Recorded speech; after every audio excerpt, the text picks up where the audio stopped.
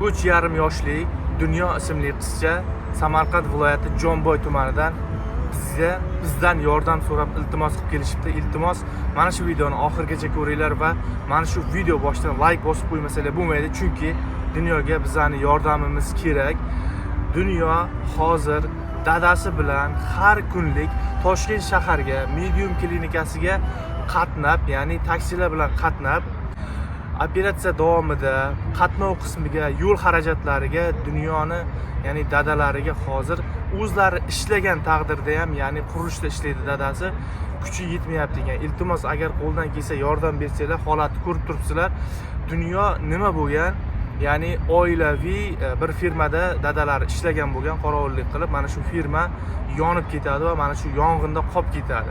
Qadrli obunachilar, hozir biz Toshkent shahardamiz, ya'ni o'zlari, ya'ni dadalari hozir olib kelgan Shahboz. Iltimos, mana shu yo'lga qiynalib qolyapmiz, taksida borib kelyapmiz deyishyapti. Ya'ni bu yerda turishni o'zi ham bo'lmaydi, Toshkent shahrida kvartiralar qimmat. Shuning uchun qatnab nima qilyapti ekan? Ya'ni bir haftada bir marta qatnayapti ekan. Shuning uchun operatsiya bo'lgandan keyin, misol 2 kunda birda qatnashi mumkin.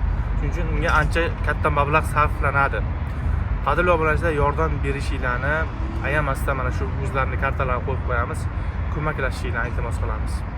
Assalomu alaykum obunachilar. Mana shu qizim uchun sizlardan ko'mak so'rayapman.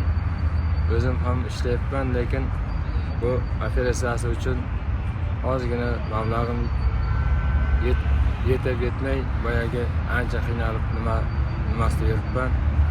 Shu sizlardan yordam so'rab, ko'mak so'rab, mana shunday sizlardan iltimos obunachilar.